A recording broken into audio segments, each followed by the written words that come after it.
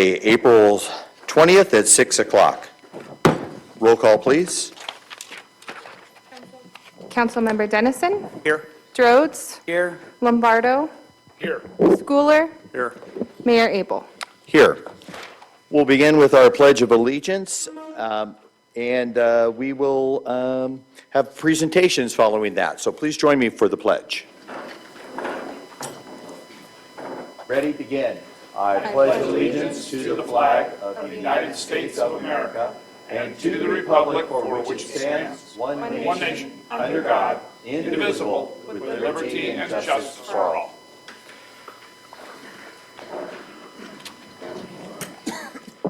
Well, thank you for attending tonight here in the room or online.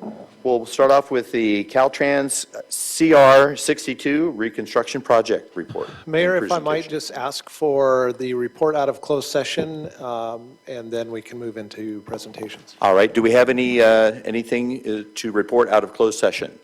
Thank you. The Town Council met in closed session with respect to both items on the closed session agenda. There is no reportable action on either of the items, and that concludes the report. All right. Thank you. And now we'll move on to our first presentation.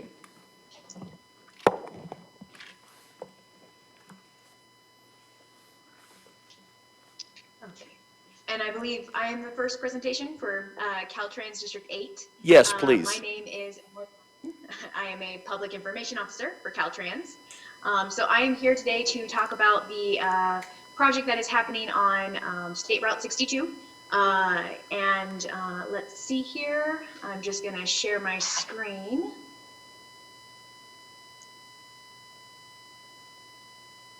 Okay.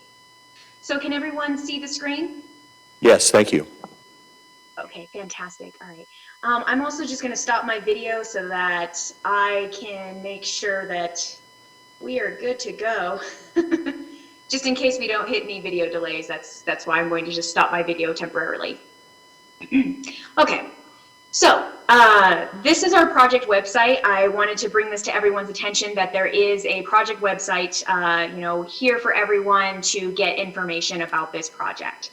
So I ask that everyone just hold questions until the end, and then we will go back and I will answer everything that I possibly can for you. Okay, so please save your questions till the very end. I promise I will keep this very quick and painless for you. So again, this is a mill and overlay project that is happening on the 62. So a little bit of information about this project and where it's located.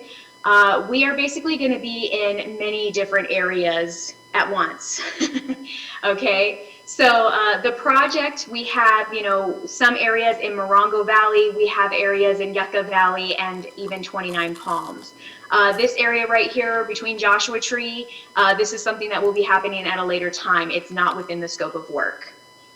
So what exactly is happening? What exactly is a mill and overlay project? A mill and overlay project is very, very similar to a pavement rehabilitation project. Basically what we are doing is we are improving the existing asphalt pavement. We are replacing a lot of the asphalt dikes. We are reconstructing shoulders and bringing up curbs within the city limits to ADA standards, ADA compliant standards. We are also constructing a raised curb median on the 62 at Bolsa Avenue, as well as, let's see, we're also making a sidewalk at the 62 in Dryden. Again, I do want to direct people to the website a lot. I don't want to sit here and just have you guys read everything. All of the information is here. I did share the website in the chat as well, so that you can go and view this whenever you like. We are also installing a couple of pedestrian hybrid beacon systems at Park Avenue and Tamarisk Avenue. We're at these intersections. The whole point of this project is to help strengthen the already existing pavement, lower the maintenance cost, and improve the riding efficiency, throughout the entire area. This is a $48 million project. 3.8 of it is actually SB1 funded. So, there's your gas tax money, hard at work for you right there.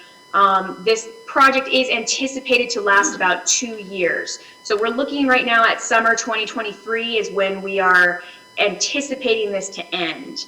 Right now, all of the work is scheduled Monday through Friday, but the work hours do vary. The contractor basically is going to be doing both night and day work.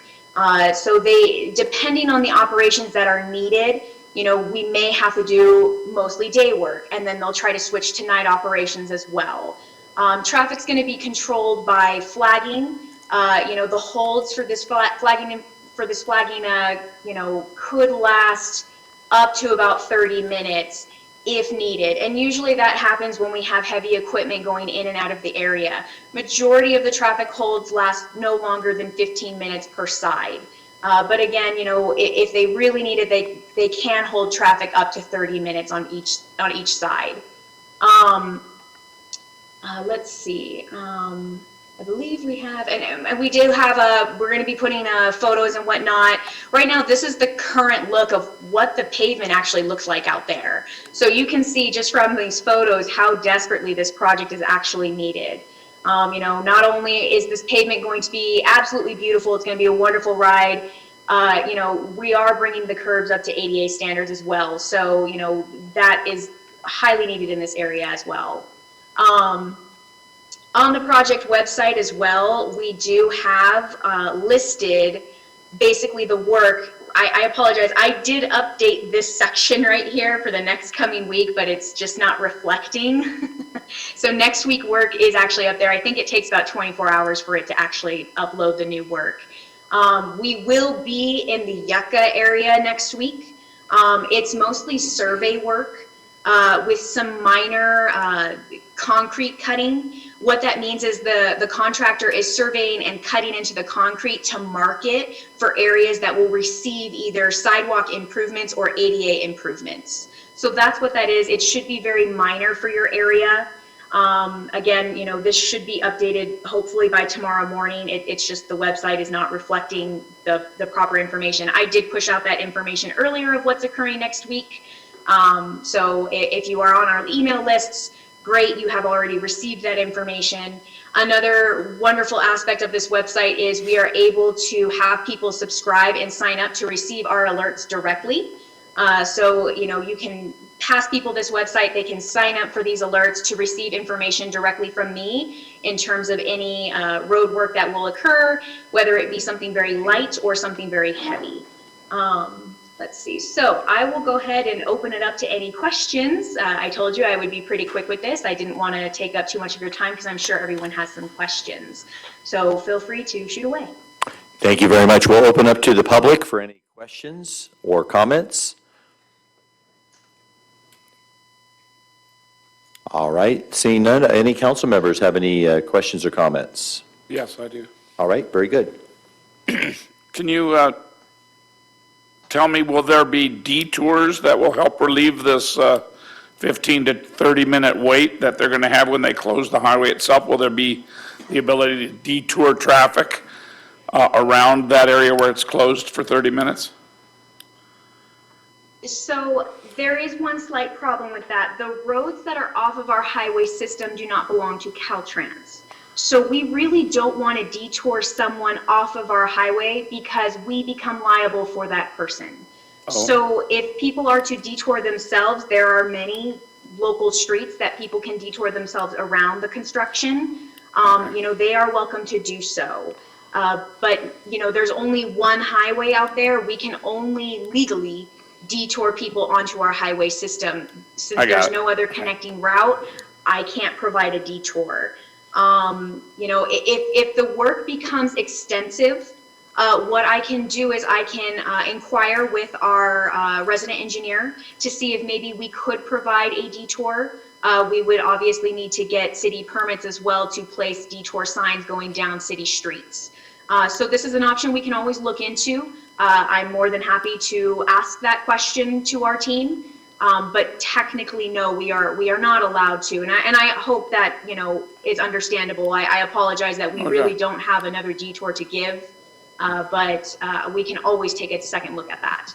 It's just depending on the time of day, 15 to 30-minute block of the highway will produce enormous lines, and was wondering if it would be more prudent to divert the traffic before something like that happened. But I understand your explanation. Thank you. No problem. And again, I'll check with our project team to see if maybe that is something we can do, especially when it starts to get a little bit more heavy in your guys' area. Right now, it's only the survey crews. They're only working on lane number 2 in the eastbound direction within a, I apologize, I don't have the exact city streets. I should print in front of me, but I don't. So it shouldn't be too heavy for next week. But when it starts to get heavier, that's something I'll bring to the attention of the team and see if there's something we can do in terms of a detour, especially during the peak travel times. Yeah. Okay, thank you. Hi, Emily. This is Councilmember Droz. Thank you for your presentation. I have a question about the email sign up for updates. Does that update you on everything going on in the state or only this project? So if you sign up, the wonderful part about this is if you sign up using our website link directly from the website, you will only receive information about this project. We did recently switch to a new email system, so we are fine-tuning those lists, but this specific list will only be about the 62 mill and overlay project for this specific project. Thank So don't you. worry, we will not spam you. Okay, thank you very much. Yeah, this is Councilmember Dennison. Just one follow-up on that last question. I did see the image on the screen that showed where the site that we sign up, but I don't know the location of that. How can our residents easily find that sign-up location? So you what's mean the URL? how to get to the website itself? What's the URL to find that right there? Is it just on the homepage of Caltrans? Unfortunately, because this website is not ADA compliant yet, I can't link it directly to our Caltrans main website. So right now, while it's undergoing the ADA remediation guidelines that it's required to, we are basically kind of just hosting this website outside of our Caltrans website. I am more than happy to send it via email. I did put it in the chat box as well. But an email works the best until we can finally connect it to our main Caltrans website. I apologize for that, but due to ADA regulations, I can't connect it to our main Caltrans website at this time. Okay, I was just trying to clear it up a bit. I'm sorry, but I don't know what the chat box is, and I also don't know what web page I'm looking at right now. So if you could no somehow, problem. maybe to the town. This is something that is a little difficult to find. I understand. If you would like, I can send you an email address or an email and directly send it to you. Yeah, we'll have staff reach out and we'll try and get that out, sent out. So thank you very much. Okay, yes, I apologize for that. I know it's a bit of an inconvenience, but it will one day be connected to our Caltrans website. We're just trying to get it approved for ADA remediation. Emily, this is Mayor Pro Tem Schooler. I just was wondering if there's some sort of outreach program to the businesses that are going to be affected as they are affected so that they aren't surprised when construction happens in front of their business? Yes, I am trying to work with the Chamber of Commerce. If you guys have a contact or anything like that, so I can work with a lot of the local businesses. I plan to actually do a field visit tomorrow, meet with some of the businesses that will be affected for next week's work. It's about a 4.8 mile span, and just drop off my information so that they have it just for next week, because that will be the area that's affected. Let me get you actually the exact information as to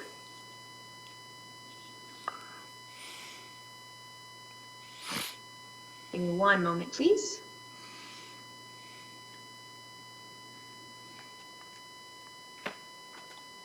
So while you're looking that up, I have a question for staff. Is that something we could put a link on our home webpage from the town, the Caltrans link, if they're wanting to get questions about the Highway 62 overlay? Yeah, there's a number of things that we can do. We obviously want to be very cautious of making sure that there's differentiation between a town project and the state's project. But there's ways that we can link, for example, this can be a direct link, I would think, from our site directly to this site. So just with the flag on our spotlight on our homepage, click it and it will go right to this page. Thank you. And we would greatly appreciate that if we could hook it up that way. Just right now, our website is a mess for Caltrans, and we're trying to get everything else that we can out there. So any information that you can help post about, share, we are very active on social media as well. But I am trying to reach out to the businesses and stuff like that. So if you do have a Chamber of Commerce contact that I can work with, I would love to be able to provide information to these businesses so that they aren't completely caught off guard for the work that's coming. All right, we'll make sure and do that. The file that I'm trying to open is not opening. I apologize. All right. Well, thank you for your presentation. I had one other question. With the project, are you going to have an electronic sign out there, like they have on the back of the trailer, saying expect delays and then the dates and the hours? Yes, there should be CMS signs when the contractor is actually there. It will be all posted, to anticipate delays, flagging ahead, and everything. It should be there. I believe the working window for the Yucca Valley area is, I believe it's 6 a.m. to 2 p.m. All right. Well, first of all, a lot of people already know about it because we're very excited, long overdue, as you mentioned. And so the word's been getting out on our local media, which they've done a great job with our newspaper and our radio station. So they'll, I'm sure, continue to give updates and let people know, as well as us providing a link perhaps on our homepage. So thank you so very much, and we really appreciate Caltrans coming out and doing this project for us, and thank you for your time tonight. Thank you so much for letting me present about this project. I truly appreciate it, and any help you guys can provide, I would greatly appreciate. Thank you again. Mayor, just a couple of Wonderful night. final comments. It didn't come out in the presentation today, but the schedule that Caltrans has identified takes into consideration traffic flows, the type of time of day of traffic patterns, and that provides information for the contractor as far as determining what their construction window is in different places within the construction project. So for example, it takes into consideration traffic flows eastbound, westbound at certain times of day. So it's not like they just set up shop whenever they want. So that's part of their analysis for when those windows are open. And then obviously town staff will stay in contact and communicate if there are issues that we're seeing that Caltrans is not aware of, that we would certainly raise that with them at the appropriate time. And we'll tag team and make sure that this information is out on our social media platforms with a link to the state's information to get it out to as many people as possible. Very good. And if you could give us back to home screen or share screen, we'll be able to continue our meeting. So thank you again for attending. Yes, thank you again for inviting me. I truly appreciate it. You guys have a wonderful evening. You as well. Come out and visit us sometime.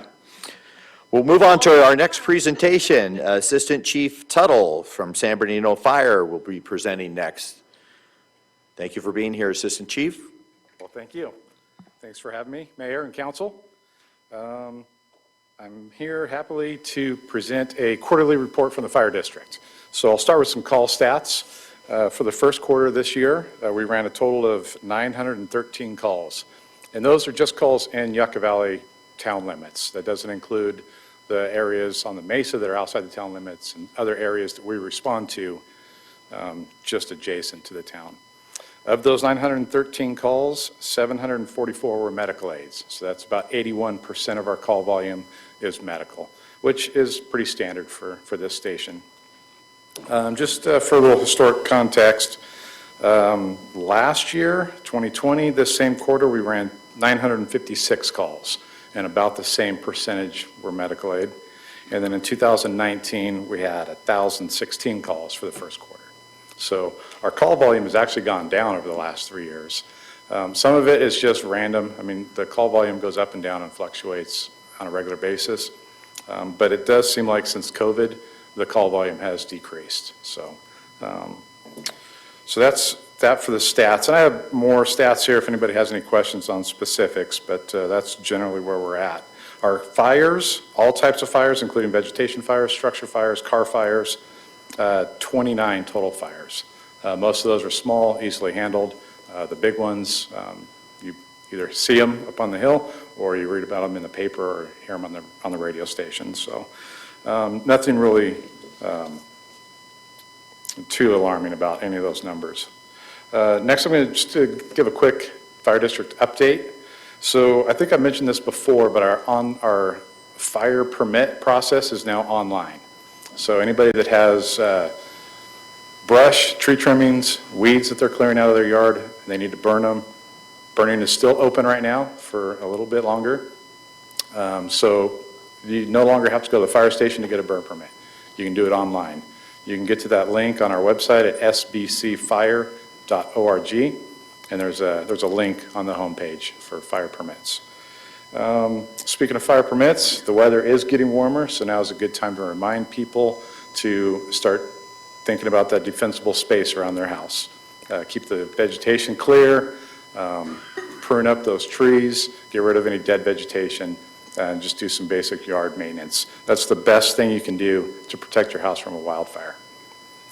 And then also, because wildfire season is right around the corner, our crews are doing their wildland refresher training right now. So every year, all of our suppression crews go through, I think it's 22 hours of annual refresher training. So they're going to get out there in the hills and pull hose and practice just doing general brush firefighting skills.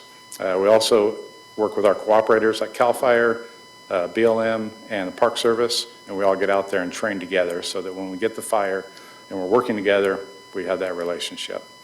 And that's about it for the first quarter in the fire district. I'd be happy to answer any questions.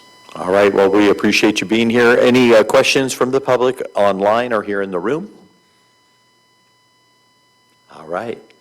Council member questions. I know what it is, but go ahead and push the button so we all hear. Making any progress on the fire station? You phrased it differently. I thought you were going to ask me when it was coming. I was going to say not soon enough. Okay. I work every day on it, but there's no plan. We're still trying to secure No funding. major breakthrough yet? No major breakthroughs, no. Okay. No. But it is still the top of my priority Got it. list. Thank you. Thank you for asking the question we're all thinking. Yep. Anyone else? Even the firefighters ask me that every day. Oh, good, good. I'll bet they do. Now we got to get your wife to ask you that same question. Put pressure on in all areas.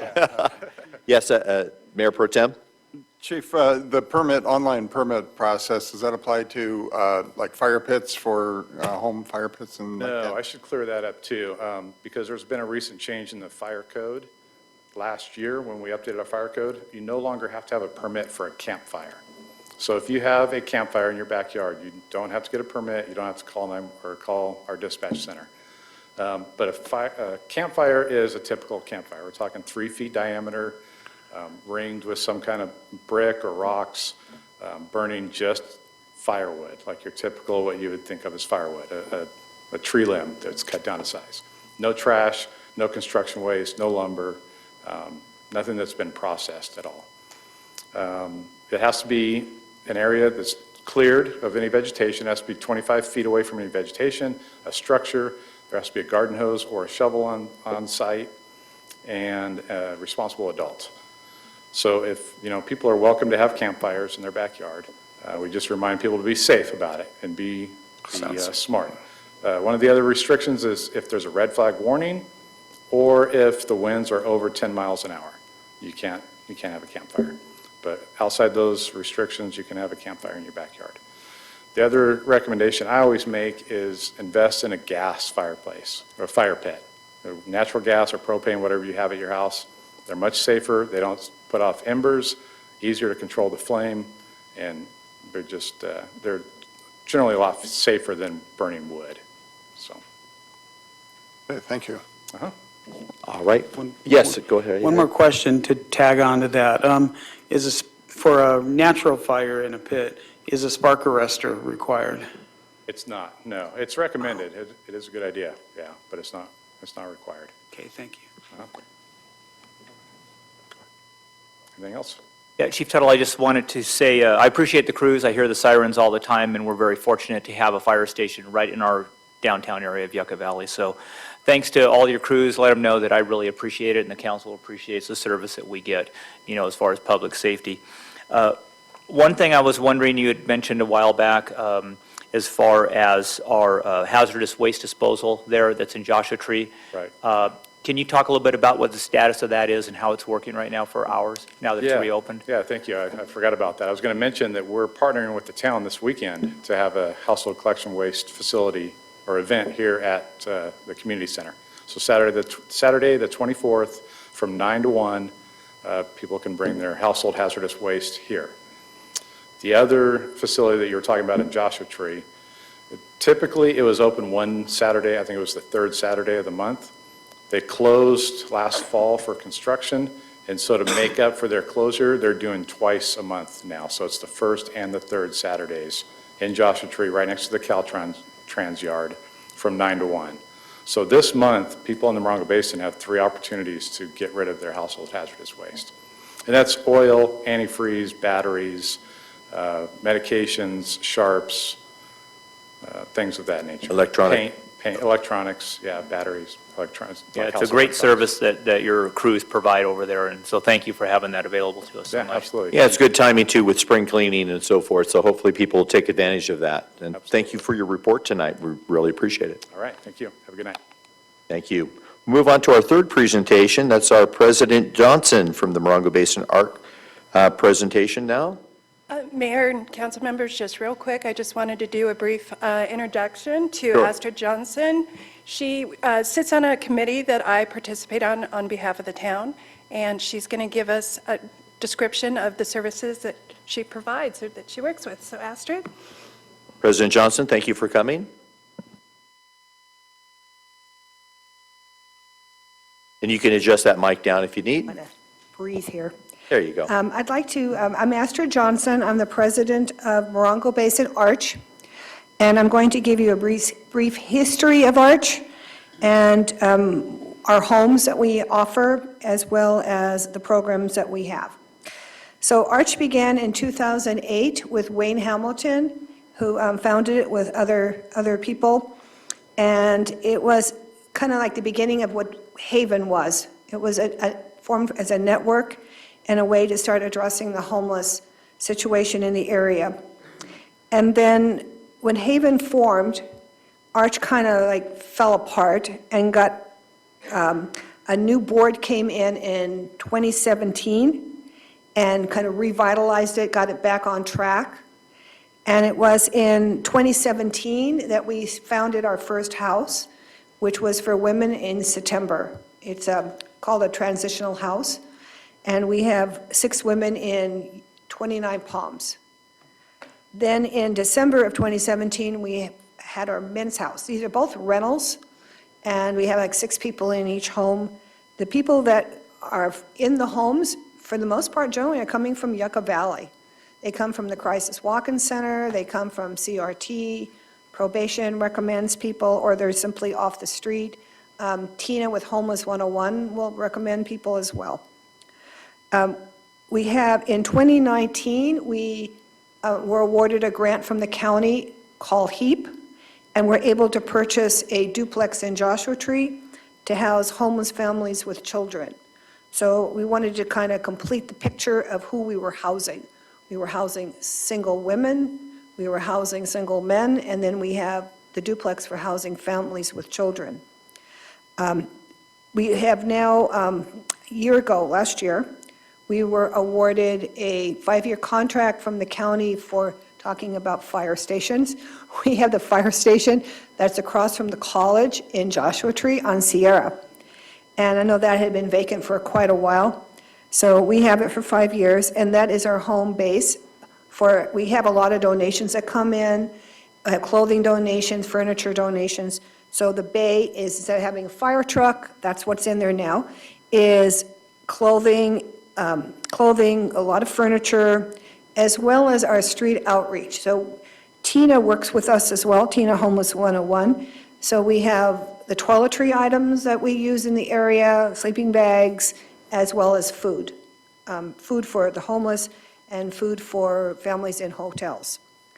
So that brings us into the programs that we offer.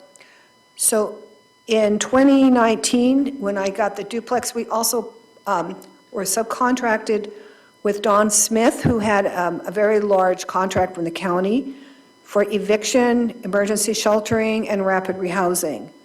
And so Arch took over, we received monthly funding to address those issues.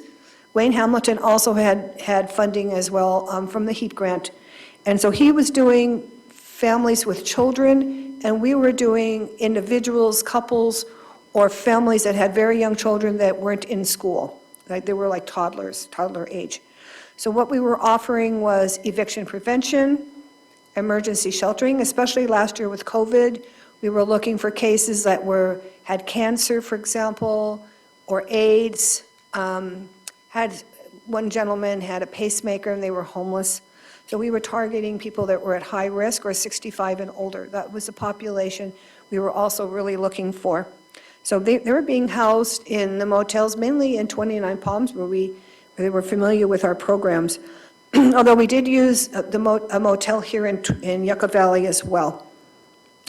The other programs that we have is food programs, where we have High Desert Healthcare District funds for emergency, to buy emergency food, either for the homeless or for people that are in motels. So when somebody is in a motel, like for a couple of weeks with us as an emergency shelter, sometimes they need food as well. So we'll go out to Stater Brothers and buy them food.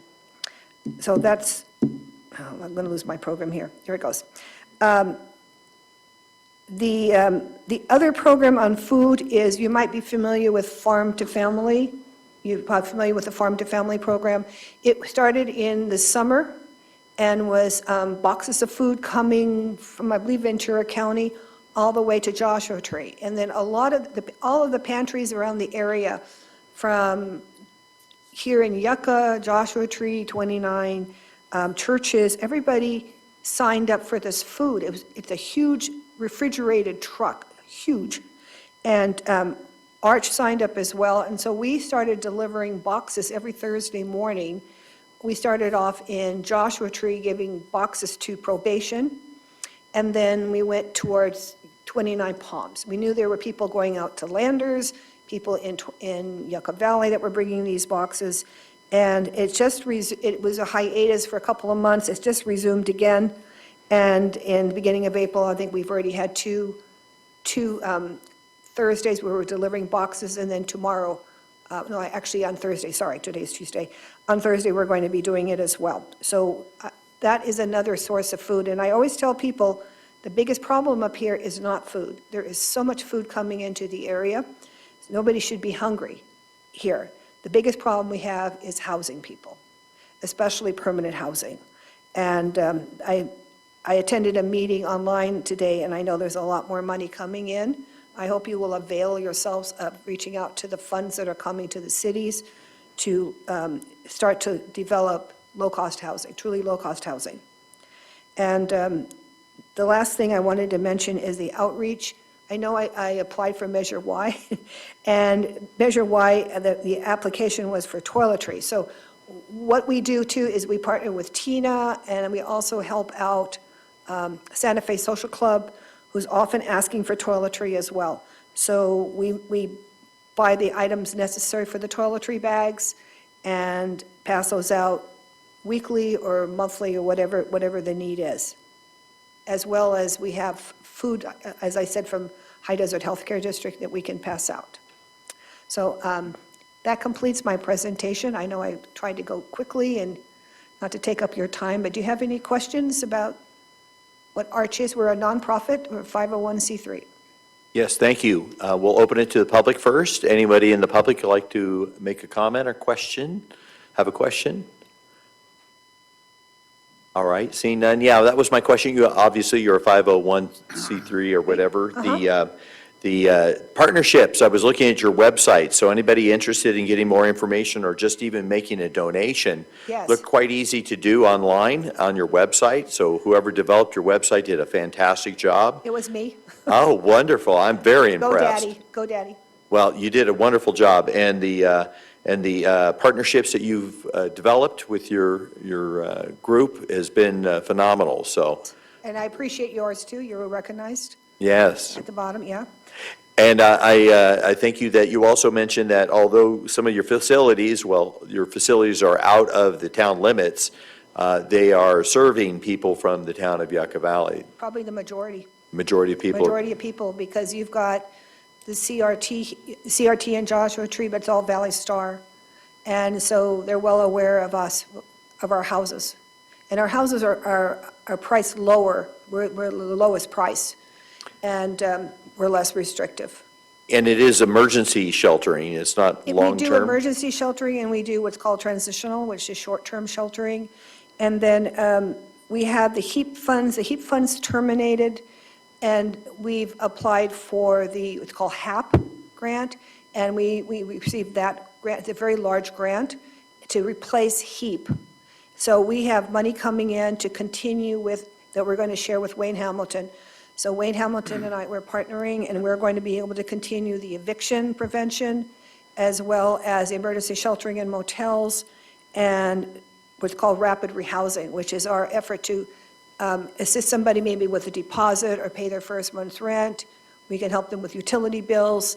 If they're trying to move into a place without a refrigerator, and, you know, it's required, of course, to have a refrigerator, we can do that as well. So we're hoping that the funds will come in, but you're familiar with how the county works. It takes a while. So, you know, I'm very, very grateful that we've been very fortunate in getting that funding. Well, thank you so very much. Thank A you. couple questions? What are some of the stumbling blocks towards long-term, low-cost housing that you see? Oh, that's a huge question, and that was actually addressed at a meeting I attended today. So the biggest, like I said, food is not our issue, right? And I was going to mention too that you all probably familiar now with ERAP. You know what I'm talking about with ERAP? ERAP? Okay, so the federal government through the state of California has two funding sources through the state of California and now the county. And United Way is processing the county program to help people with arrears due to COVID in their rent. They can go back all the way to March 2020. And so, I mean, on the website I've posted, I'm going to put up the update because we're waiting for an MOU for the county, and then we can assist people with that as well. Wayne Hamilton and I can do that. And so eviction prevention is our primary, to prevent people from even losing their homes, right? But a lot of homes are being lost anyhow because people couldn't wait for this to happen, I guess. And so people are just simply, the house is being sold out from under them. And so we've got people that have been in a rental for a long time, they don't have the funds, and now the price of going into the next rental has dramatically increased. Yeah. It's getting harder and harder to rent here. So what I've been told is that now we're sending people out of the area, like to Needles or Blythe or anywhere else where they can finally find housing. We have a huge problem here.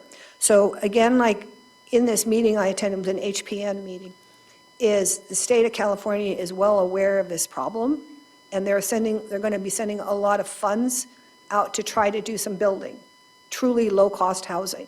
Because the people we're talking about are people on fixed income or people that are on SSI. A lot of the people I'm dealing with are on SSI or on a very low income, like a little over $1,000, and they can't work, they're too old.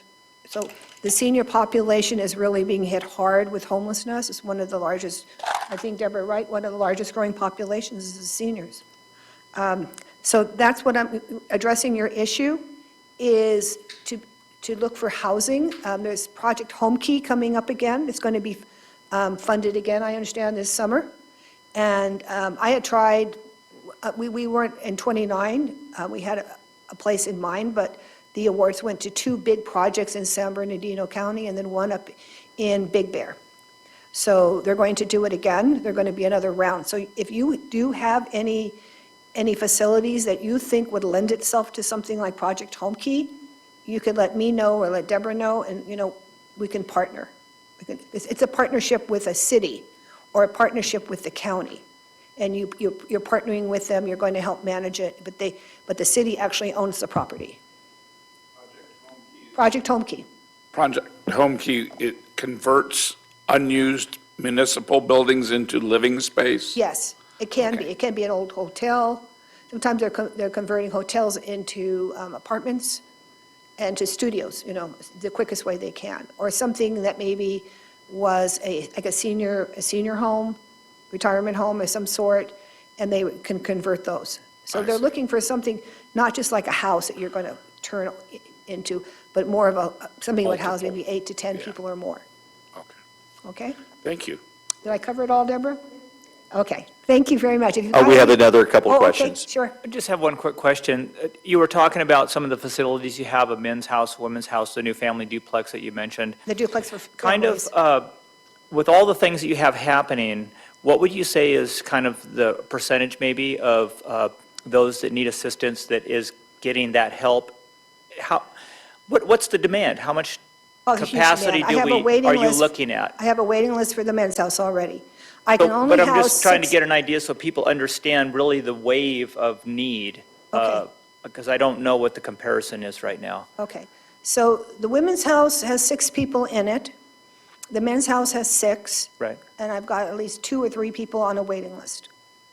I have probably a waiting list for the duplex. If somebody leaves, if somebody can go right in immediately. So, and then I'm getting calls constantly. We have this gap for funding. I hope you understand that now. So the HEAP funding that Wayne and I were using for rapid rehousing is gone. That funding ended. We've used all of our funds, so we have this gap right now, this hiatus, and we're waiting for the HAP funding to kick in, which maybe next week, I don't know. When it finally comes in, we can resume. So in the meantime, I don't know, about every day I'm getting calls. And all I can do is say, call 211, maybe call Pathways, see if we can get something. I try to think of other nonprofits like Salvation Army to refer them to. It's like a woman who's pregnant, and she is on the street.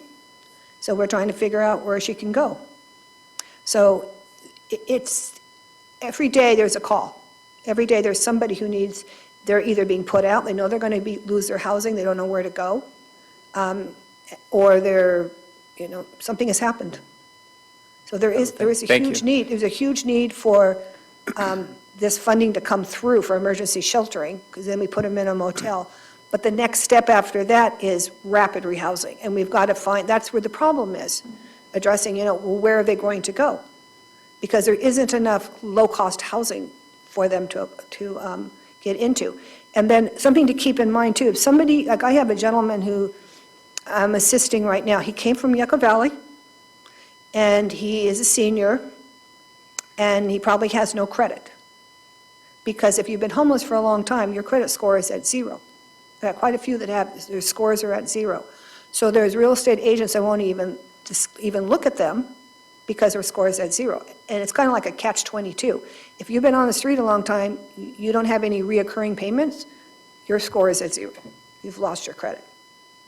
So there's a lot of things that occur that create these barriers. You want to add? Any Did I other, Did I catch it, Deborah? No, I was just going to. Just because we know the acronyms, but just in case, the HEAP funding was buckets from the federal government. Yes. And so that's what has ended. The HAP funding was recently, in the last year and a half, from the And state. it's just starting, the money's just starting. So there's a process with which the county will apply for those funds, and then within the county, different providers apply through the county. So the process does take a little bit of time, unfortunately. That's just the way that it is. And so right now, there, like Astrid is emphasizing, there's a huge gap between the ending of the HEAP and waiting for Beginning the- of HAP. Yeah. So And just, we I just have- wanted to make that clear. And Deborah and I are on the steering committee for this area. It's called East Valley Steering Committee. I hope you're familiar with that.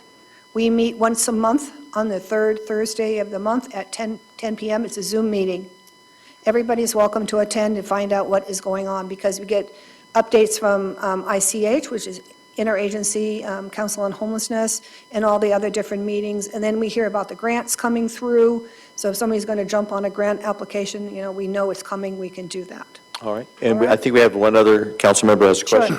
Yeah, just quickly, Astrid, I know you've been at this for quite a while, and I admire your dedication to this, and Wayne Hamilton as well, and Deborah and all those people. Just wanted to know, how big is Arch? How many people do you have helping you do all of this? About 3? 3? But you do work with all the other agencies? Oh, you do, we do. close, yeah. I always say we're small but mighty, and we have a major impact in this area. Well, you for do, what and you're we do. filling a huge We're all need. volunteer. Real quick. All right, well, Are thank you for what Is you your do. agency involved in the program? I believe it's through the state, but it might be federal government, where they're taking residents that are paying rent that are behind on their rent, and they're helping the That's ERAP. landlord get 70% and forgiving 20 or 80% and 20? 80%. There's two programs out there. There's a state program and a county program. I'm going to try to put some of this on the website, but there was an article in the paper that tried to explain it too. Okay, so the state program is at 80%, and it's a year in arrears. They will help with utilities, and the criteria, there's a certain criteria of average medium income, AMI, and that's at 80% as well. So you can be higher, but you get less money. The county is going to be by United Way. They're going to pay 100%, but they have a lower threshold of acceptance. It's at 50%. The AMI is at 50%. So the actual income level, it was on that article, there was also an email that was sent out through Haven, but we could forward it on to you if you want to see it as well. And it broke down, exactly in a chart what we were talking about on these thresholds. So when somebody goes to the website, they immediately screen them on their income level, and if their income level is too high, they're not going to be applicable. All right, so one's at 50 and one's at 80%, and the loss has to be COVID related. So people are on unemployment, they have to have all that documentation to prove they've lost their jobs and then cannot pay their rent. The state program will also pay ahead, I think, a couple of months.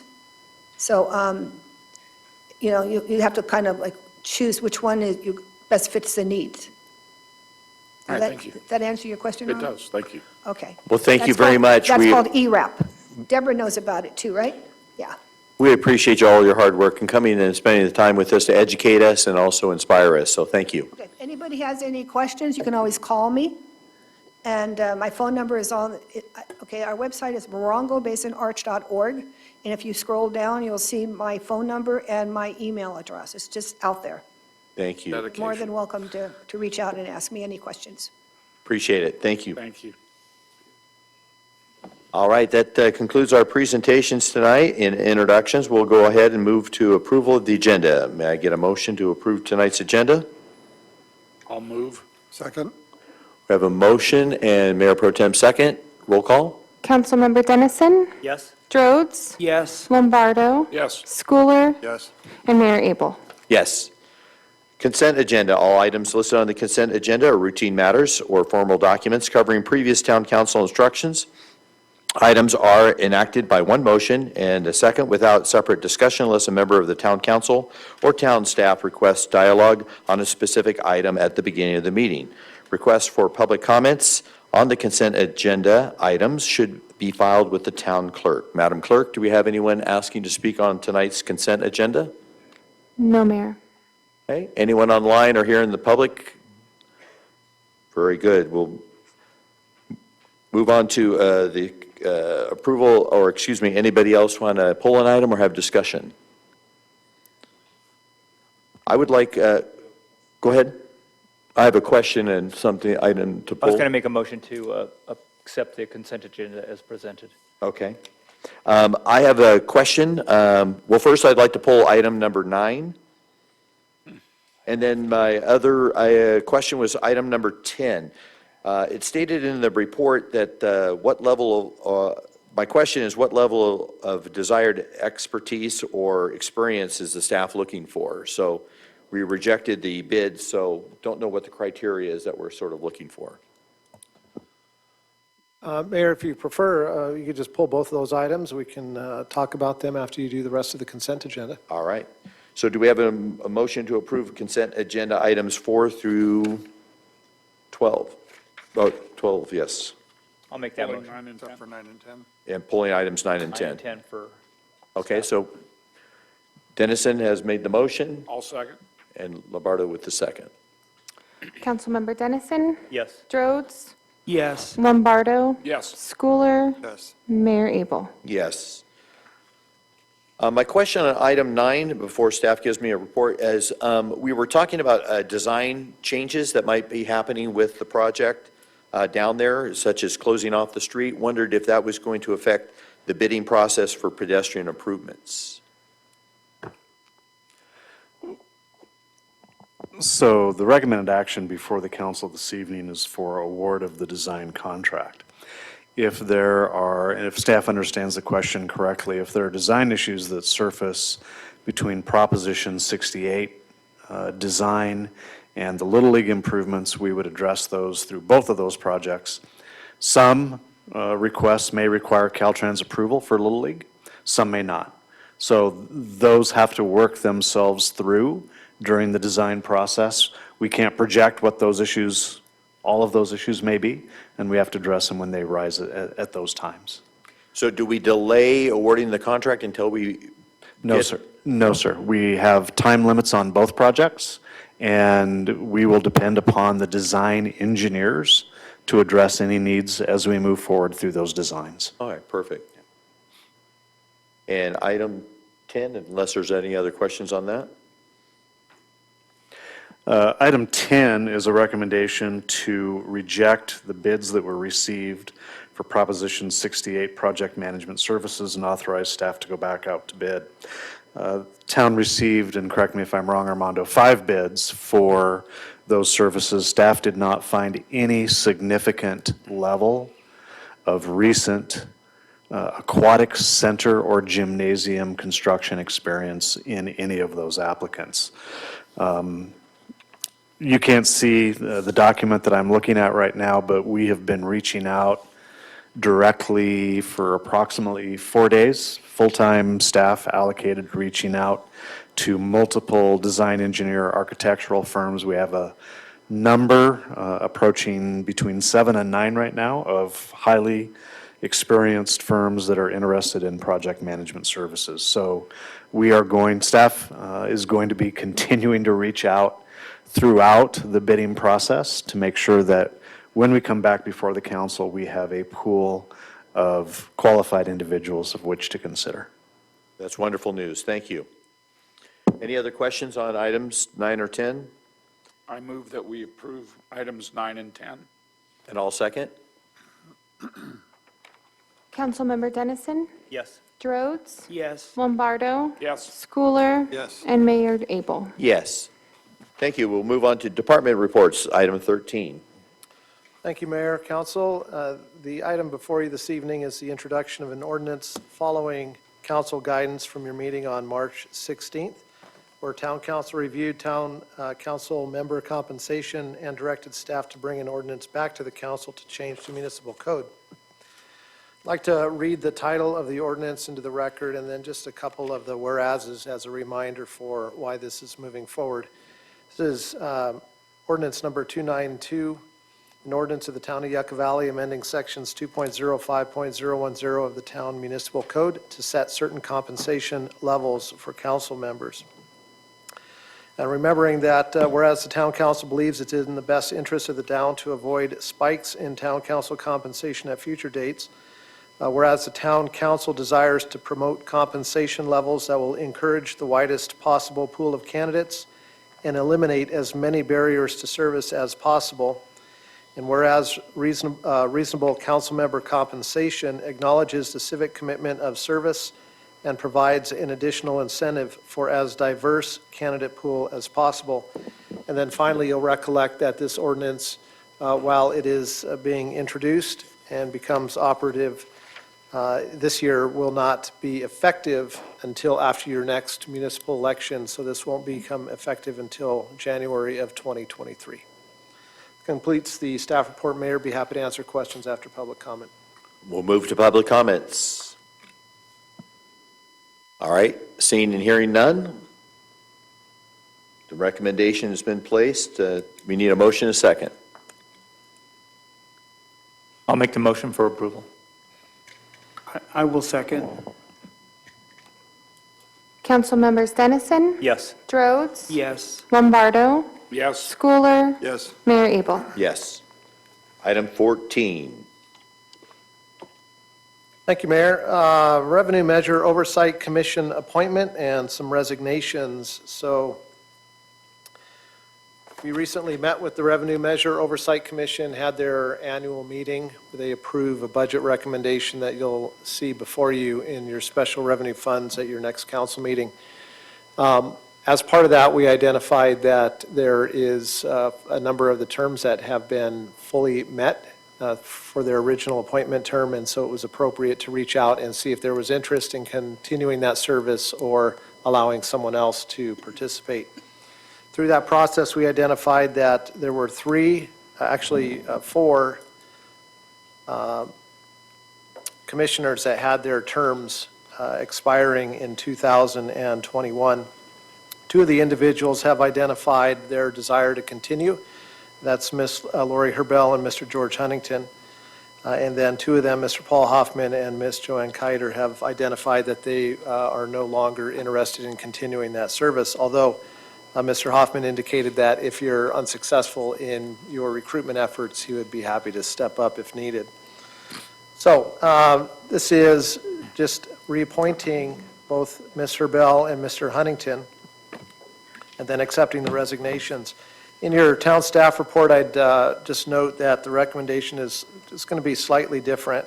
Number one is going to be correct as stated, reappoint Ms. Herbell effective 4/4/21 as a Revenue Measure Oversight Commissioner for a 4-year term ending 4/4/25. Number two is correct, reappoint Mr. Huntington effective 4/4 as a Commissioner for a 4-year term ending 4/4/25.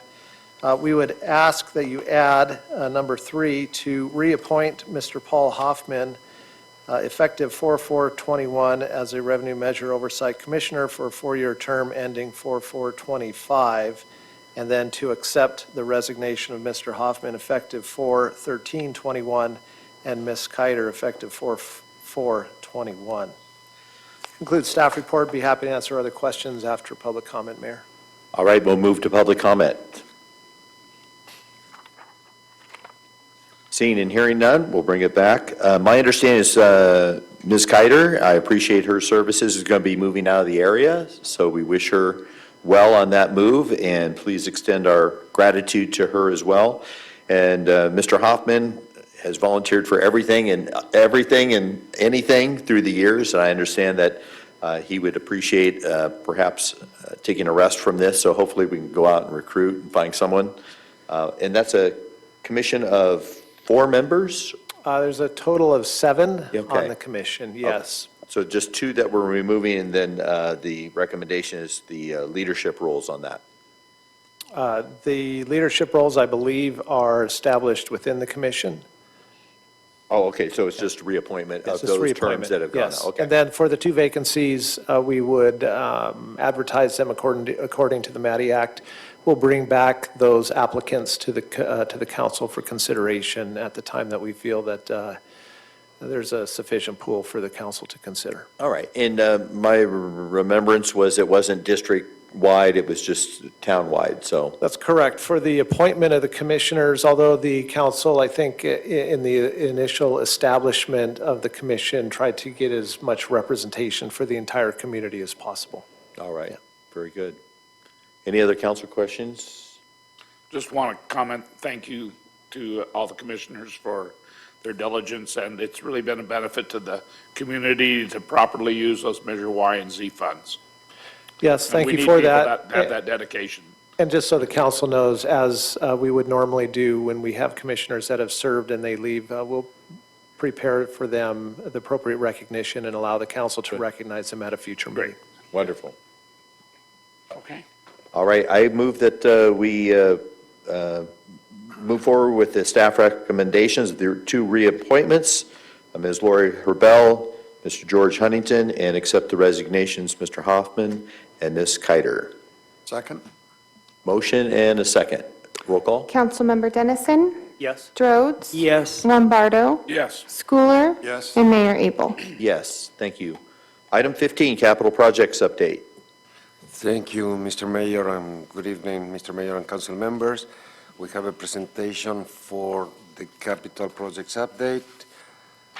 The recommendation, excuse me, is that the town council receives and file a capital projects update. The first project that we have is the Little League Drive pedestrian improvements. The projects will construct improvements such as sidewalk on the south side of Little League, handicap ramps, a bike route, signs, and addition of crosswalks for pedestrian crossing. Also, the cul-de-sacs, 450 feet from Palm Avenue, is going to be in the design.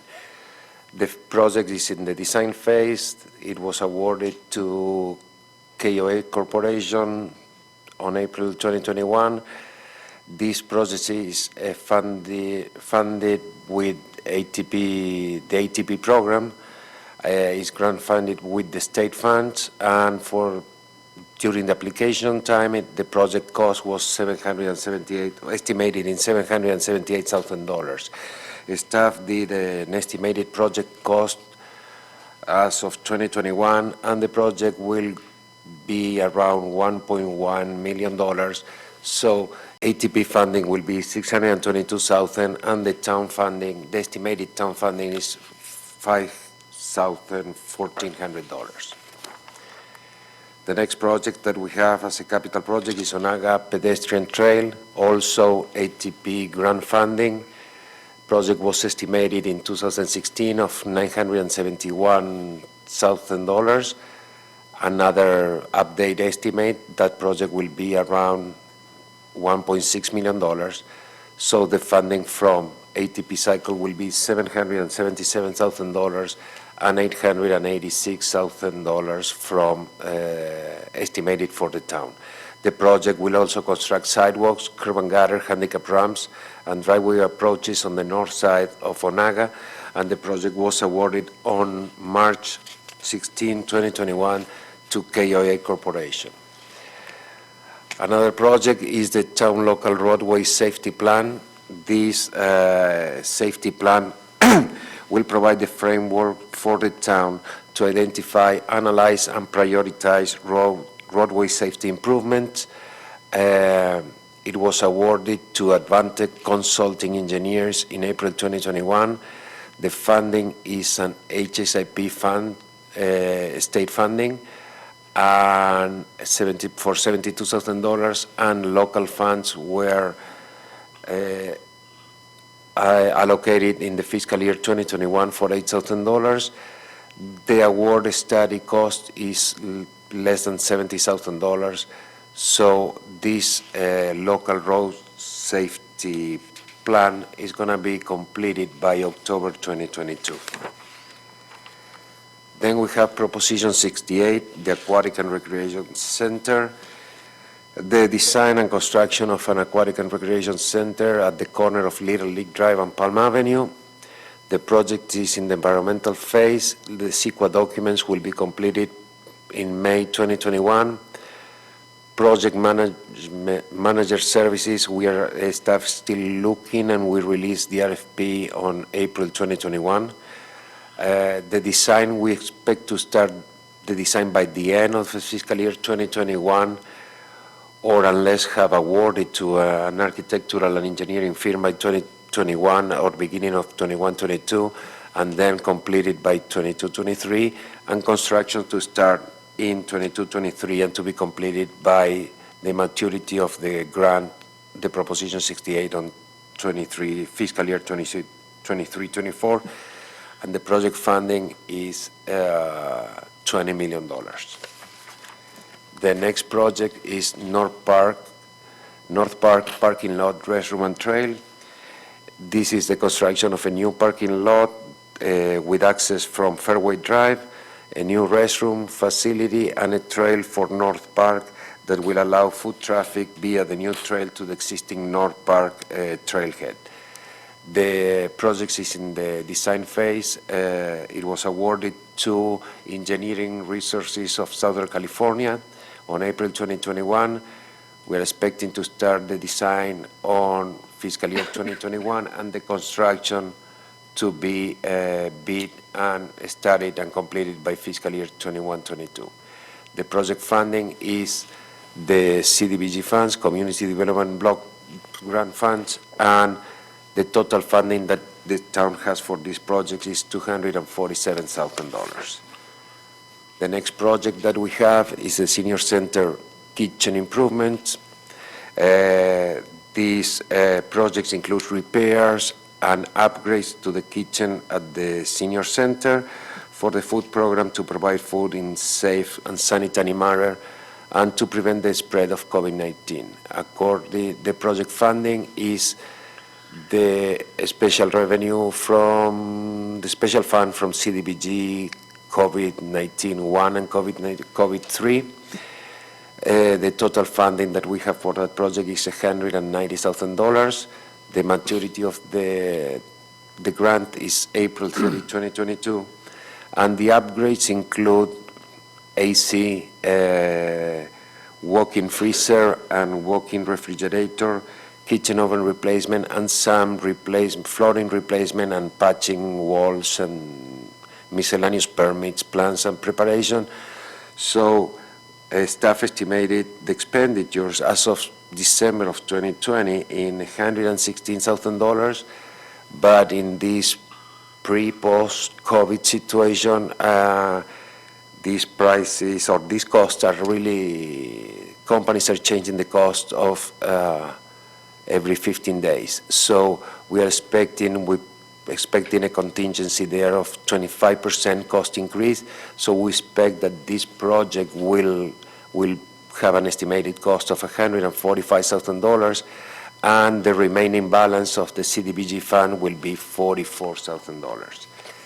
The next project is a community center, Yucca room kitchen improvements. Again, it was considered within the CDBG CV funding, $190,000.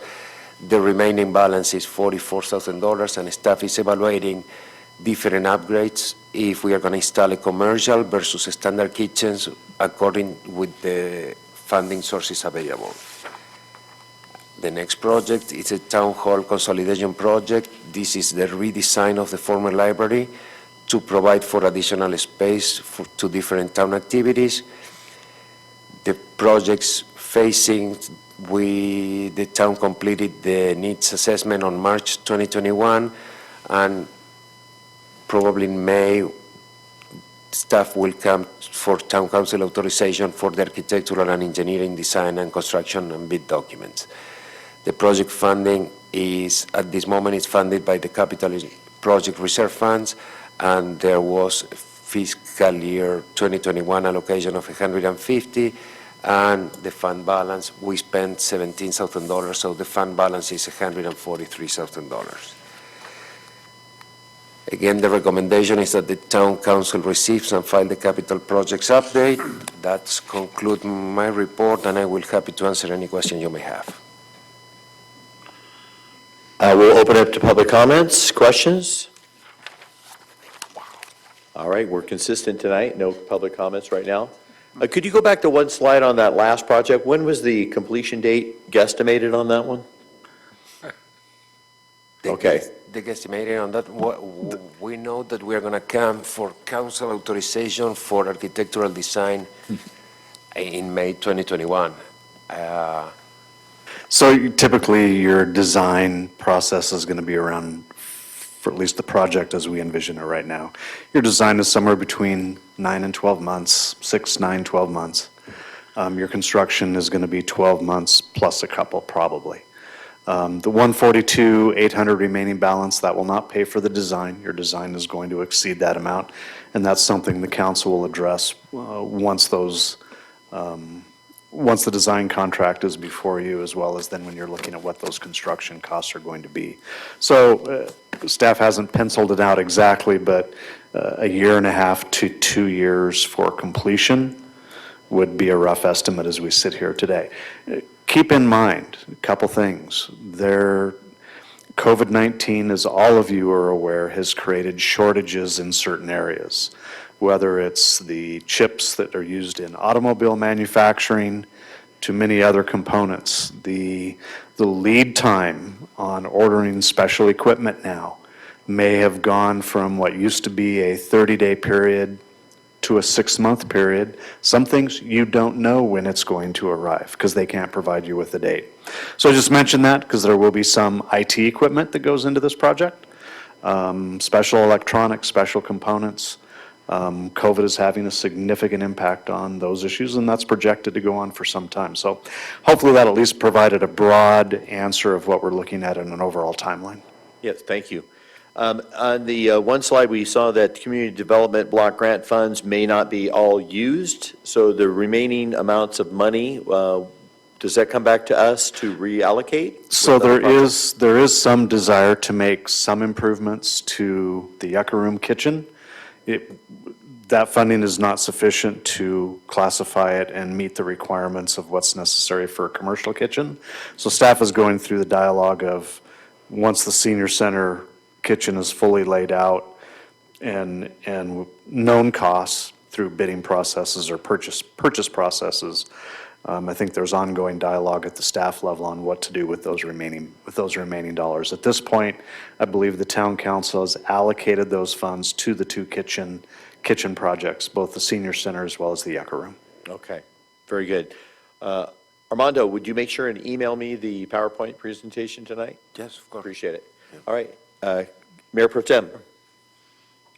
On the senior center kitchen project, is there any possibility that we could include soundproofing over there, or is that just too far outside the scope? In that senior center room, that's always a problem, the sound bouncing off the windows and walls?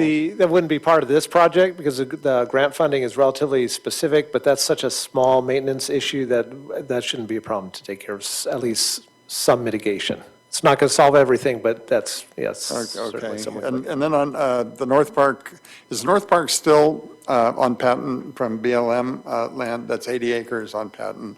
And do they need to be, are they in the loop on this project, or do they need to know? As I recall, there were conversations, and the general reflection that came back to the town was, have fun, make it a nice project. Yeah, that's what I recall. They didn't really want it back or anything, but. That's correct. Yeah. Okay, thank you. You're welcome. Yes, Councilmember Lombardo? I heard on the North Park project that there's an existing trail with some benches and some landmark things that exist. Will any funds be expended to improve the trails or connect to other trails and revitalize the benches and the monuments? So in the first phase, as defined in the item that you saw this evening, be construction, hoping for construction of the parking lot, restroom, and a trailhead which connects to existing trails within the facility. There would need to be additional funding and efforts to move beyond that with rehabilitation or replacement of benches and those types of things, which the town approaches many projects on a phased multi-year approach. So that's very typical and very common. Okay, very good, thank you. You're welcome. Yeah, that reminds me, I was just in Utah on a hiking trail, and one of the trails, the local school, elementary school, did a project where the students did a drawing or a painting of a particular native plant, and then submitted it and so forth, and then it became part of the display as identifying plants along the trail. That's So I thought that was a wonderful really great way to incorporate our local students into Get them nature and art and get excited about it. Yeah. Yeah, being outside and doing that. That's a great idea. Remember that. Any other questions on these projects? All right, well, I thank you. move we approve. All right. So it's a receive and file on this one? Correct? All right, so we receive and file today's report, and we thank you for that.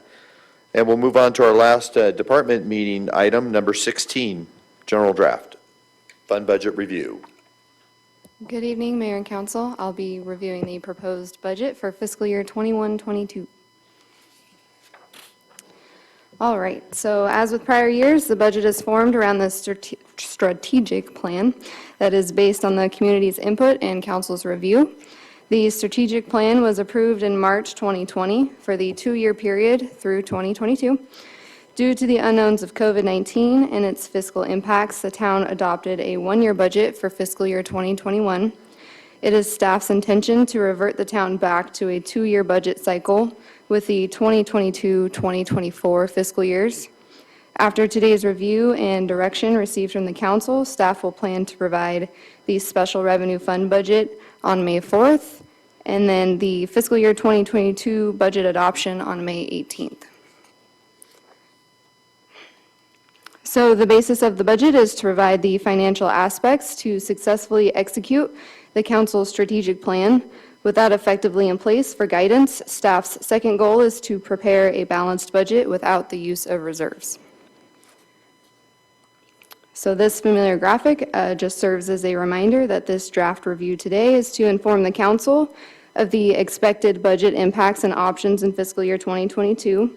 Once the budget is adopted, the cycle will be continuously reviewed over the upcoming year, with results monitored and adjustments made as necessary.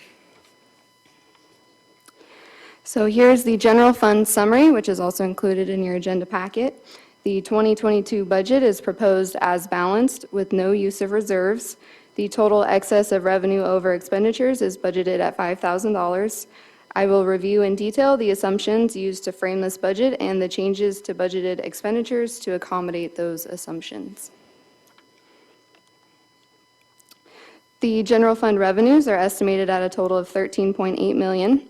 This is a $1.19 million increase from the prior year revenues and is based on current year revenue trends and projected increases from the town's primary revenue sources. Other revenue sources were adjusted based on changes to the programs and services expected in 2022. Overall, the assumptions did not include any funding from federal or state governments, such as the American Rescue Plan, which have funding guidelines that are still being developed at this time. Sales tax accounts for 28% of the fiscal year 2022 budgeted revenues. You can see from the trends tracked here that the shutdowns resulting from COVID-19 took a deep but relatively short revenue impact. Fiscal year 2021 has reported significant growth at a very fast rate, which is that really high peak at the end there. Our projections take a conservative approach and assume a return to a more regular growth rate and more closely align with prior year trends. Transient occupancy taxes are the other major revenue source that have reported significant increases in 2021. With increased tourism to the area and growth of the short-term vacation rental market, the transient occupancy taxes are expected to grow at a rate relative to the current year trends through 2022. Property taxes account for 40% of the 2021 budget and fortunately remain relatively unchanged in this upcoming budget cycle. As you can see here, property tax revenues have steadily increased over the past 10 years, and this rate of growth is expected to continue through the next fiscal year.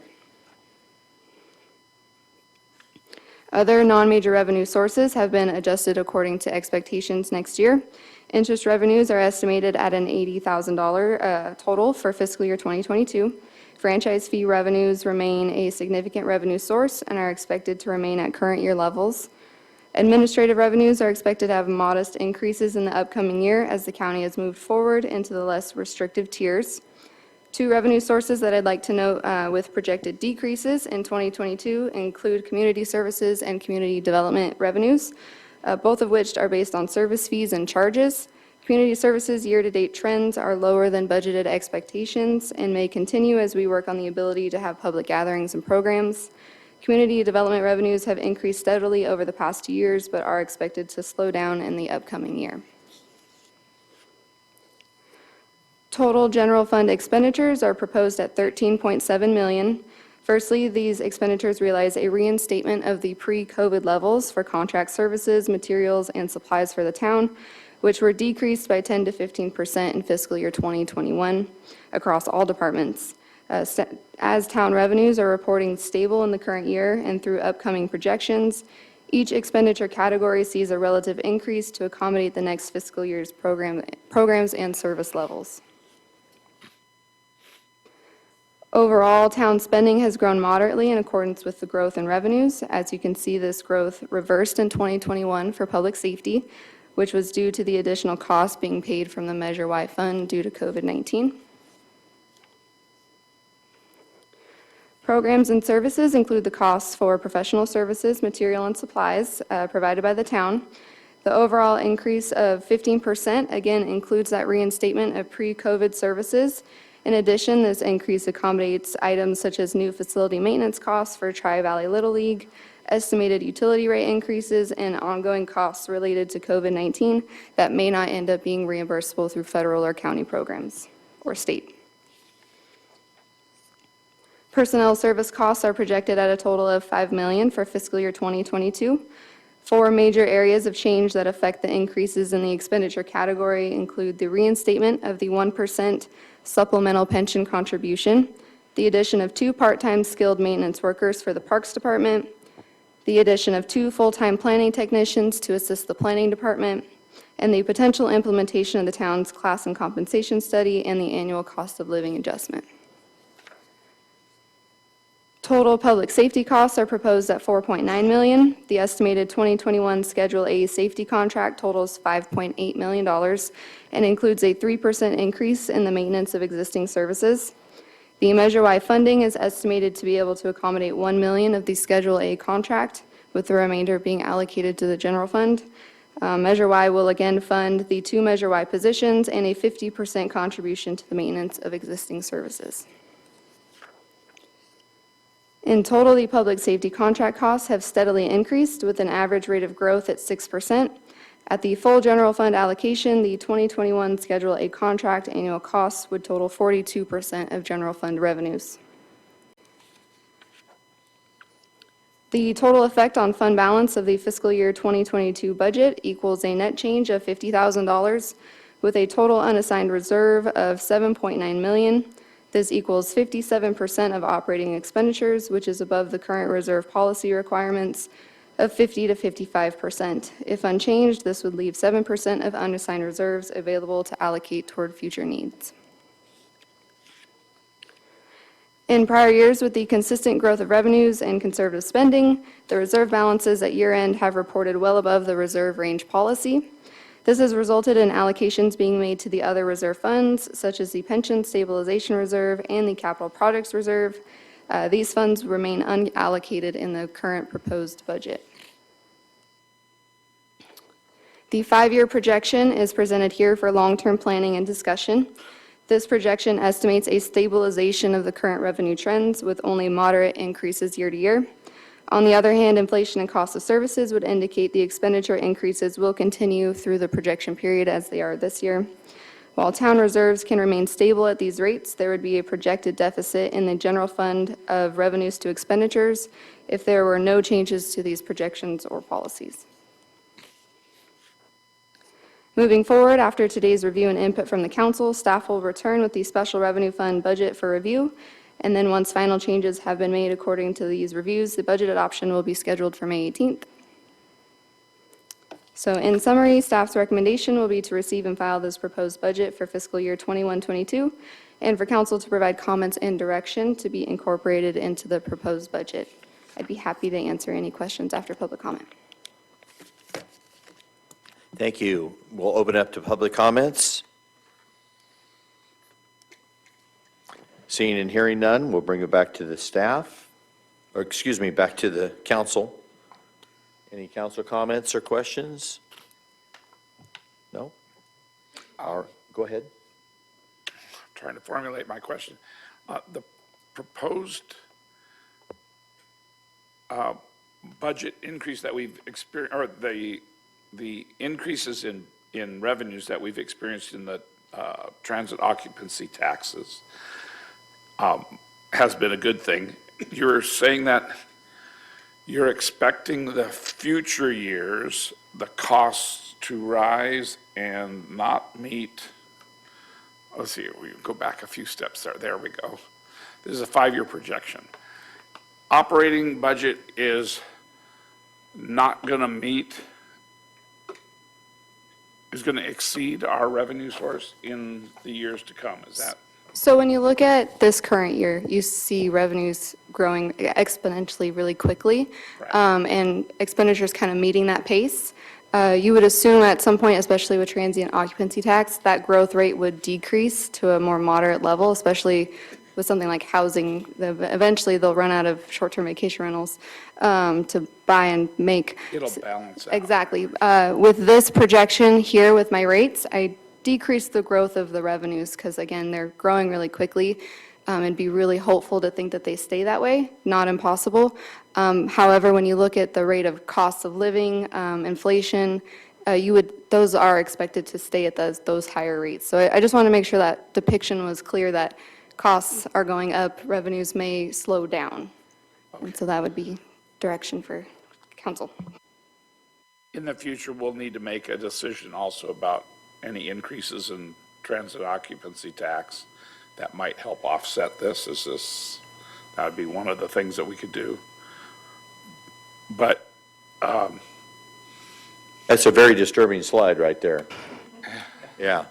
yeah, I'm seeing Yeah, I'd scary just, things in the future. if I Yeah, can. I think we're going to have to start laying off people and something. We put this on here for a couple of reasons. One, to illustrate that you do have increases in expenditures. Expenditures are generally a little bit more predictable sometimes in your revenue sources.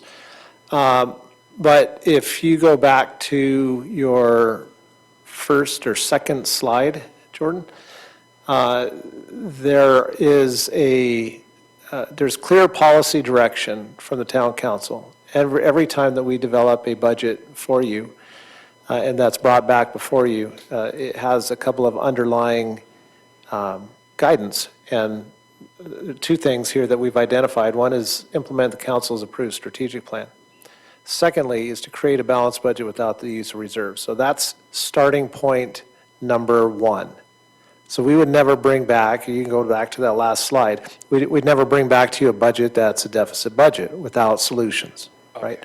So the picture we're trying to paint is that money doesn't fall from the sky forever.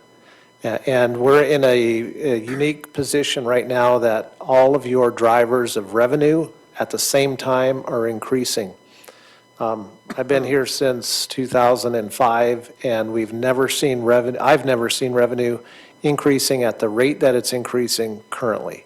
I agree. We don't anticipate that to continue.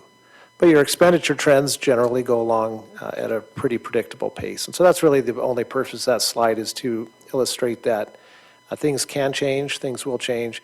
We would come back and receive policy direction at the appropriate time. And then let's go back to, there's about 2 slides ahead of that one, Jordan, is your year-end results on fund balance. So let me give you the counter to that horribly negative slide that we had on there. And this is probably a very optimistic slide that's probably more realistic of what ends up happening and what ends up being brought to the town council. So your policy range for starting in year, we have 19 actual. So you had your standard reserve policy range, your current policy range, we were at 69%. All right, same thing in 20 was 67%, 21, the amended budget is saying 64. We're projecting for the current year to be somewhere around 94%. So what ends up happening is typically because of the way that we budget and the way that we expend, your end results are typically more positive. And what that just provides you, if you go to either the slide above this or behind this with the balance of fund balance. So it results in your fund balance summary there of unassigned reserves of just under $8 million. These are fun, and then this doesn't include your current year. It does not include potential money that you're going to get from the American Recovery Act, which is in the millions of dollars. We don't know exactly what that number is. All of that, as you think through the presentation that you received earlier from Armando on capital projects that we have moving forward, whether it's our Prop 68 project and some of the supplemental funding you may need for that, depending on what desired improvements the council wants there. Other projects that we've identified that additional town funding is going to be needed to complete the projects. All of this gives you that flexibility to get there. So I think in summary, the budget picture is exceedingly positive. We just wouldn't want to paint that picture artificially for an indefinite period of time. So sorry for the long-winded explanation. We needed one, yeah. All right, thank you. I was a little nervous about expenditure cycle there, but I got it all figured out now. Thank you. Can you go back to the projection for next year again? There's a bar graph right there. It goes from 93 down to 57. That's the projection, or the blue bar? So 94% is the projection for fiscal year 2021. So as with prior years, we would take that 94% over to council for allocation to either the capital project reserve fund or pension stabilization reserves. And then 57% would be for fiscal year 2022 of unassigned reserve balance. Okay, so it's not a decrease in generated revenue, it's a decrease because of our projects that we're spending money on. Yeah, again, you'll allocate that from that 94% to reserves at some Okay, point. all right, that makes it very clear. Thank you. All right, so it's receive and file and review alternatives and provide related input and direction. Is there any input or direction besides receive and file? Just continue to be cautious. Yeah. All right, so we'll receive and file, and thank you for your presentation. All right, we'll move on to future agenda items. Yes, go right ahead. I would like to have some kind of an update on the town's interactions with the airport district and ways that we might partner in the future to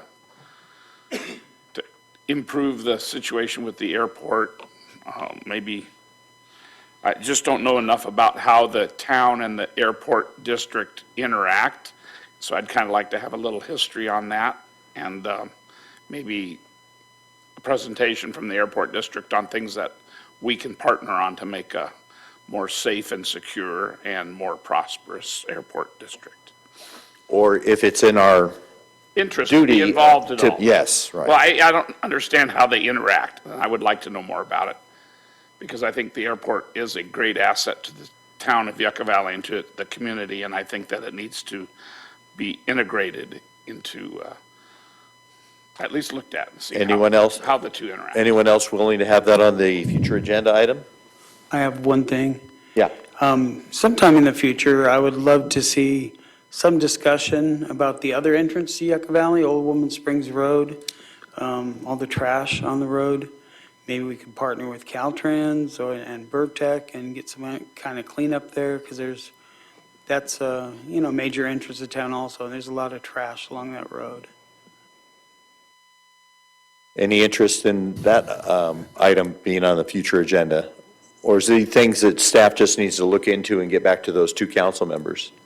So I would follow along with just knowing more about our airport district. It is in the heart of our town. It is used, and it's used for a couple different reasons and purposes. So it'd be nice to know as a council a little bit more about it.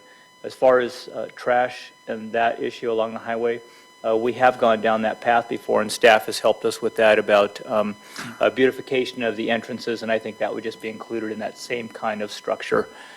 Just maybe look at 247 as another entrance.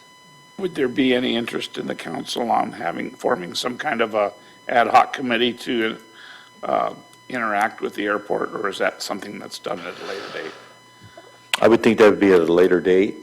Yeah, I'd like to get a report back on kind of a little bit more detail on the purpose and the structure of that airport district. So if the council agrees and wants to have a future conversation, right now the town has no formal interaction with the Yucca Valley's airport as a special district. So what we would do is just kind of prepare a little primer on what the airport is, what the airport does, and then I think maybe an invitation for them to come and address the town council, I think would probably be appropriate. So we'd be happy to schedule that at some point in the future. They could do it as a presentation, perhaps? Yeah, you bet. Would that be suffice? And then if there's future interest, then we can maybe bring it back? And staff will reach out to the Yucca Valley Airport. I've not even had that interaction with anyone. Nobody's made that request. So we're happy to reach out and be proactive in that effort and kind of just start that process, start that conversation. Be happy to do that.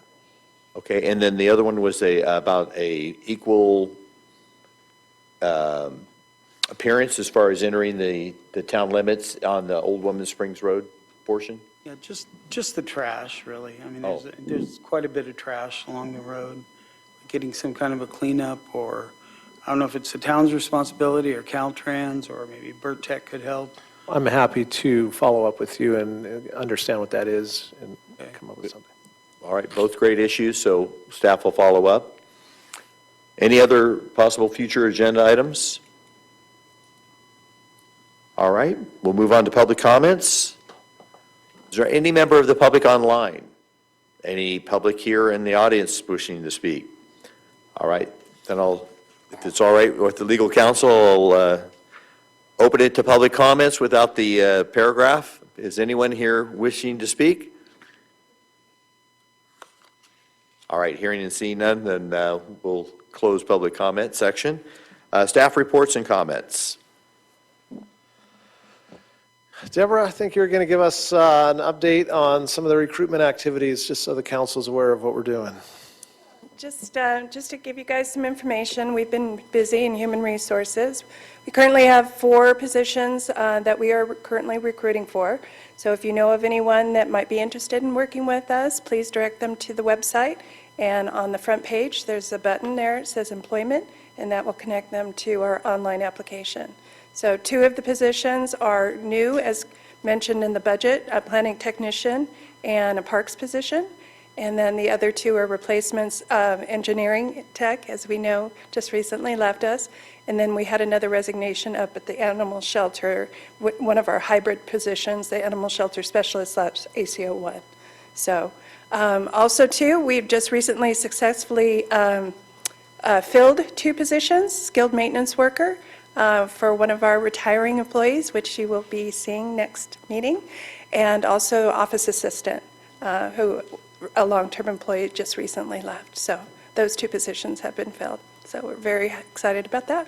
So Is it too early to start advertising for like lifeguards and those types of programs? You just got ahead of me, yes. Okay, go ahead. Yes, I was going to say in the coming weeks, we are going to be posting the position for the lifeguards for the upcoming aquatics program.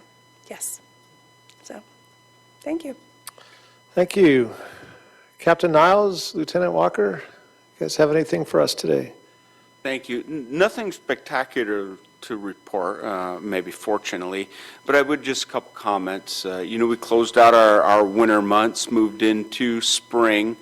It remained a pretty steady, high-volume winter. We didn't see much downturn in calls for service this year. That's probably due to the nature of visitation to our area. So our deputies have stayed pretty steady. But maybe one public service announcement on the back of our Caltrans presentation, and looking forward to the wonderful highway improvement project finally coming to our area. We have unfortunately seen an uptick in traffic accidents. So just to remind people, it's going to be busy on the highway for the next few years. A lot of pedestrians, state workers. It's really the time to be patient and to slow down and to be aware of our driving. So outside of that, we've been fortunate. We're not seeing any significant crime trends right now, which we're very thankful for in our town. Just really safe driving's going to be our big theme, I think, for the next few years. That's all I have. Thank you, Captain. Sue, I see you back there. I'm going to see if you can just give a quick update on the activity that we've experienced with Tri-Valley Little League. I think the council would find that pretty interesting.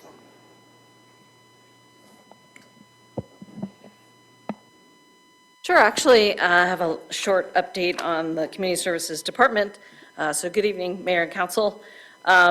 Just quickly, a few items. The museum is open by appointment Wednesday through Saturday, so we encourage everyone to make your reservation for a visit at highdesertnaturemuseum.org.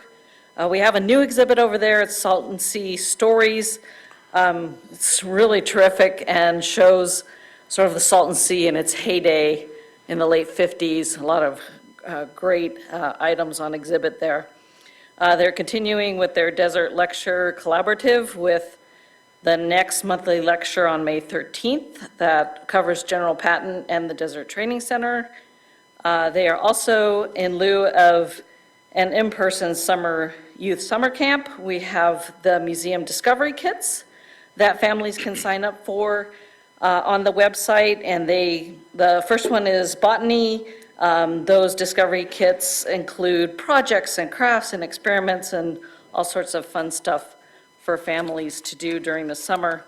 The Recreation Department, actually, we're experiencing launching of a new software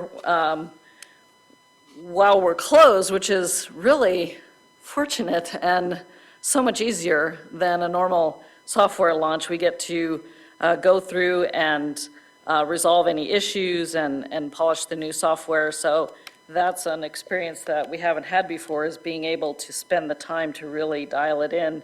So that's been really, really terrific. Our recreation newsletter goes out weekly, and we're continuing with our esports programs. Those are ongoing. Also assisting with things like food distribution and, of course, the hazardous waste collection event this weekend, doing community service type programs like that. We are prepping for reopening, as Deborah mentioned. We will be recruiting for the aquatics program for this summer. We have a lifeguard certification course that will start at the beginning of May. Actually, it starts on the evening of April 30th, so the registration for that is open. We also are prepping for our summer programs, including the Grub Stakes Run. Aquatics registration will open June 7th. The pool will open June 21st. And we also hope to restart some of our enrichment classes and open our offices in May. Youth Commission programs remain underway with our other summer programs to be announced soon.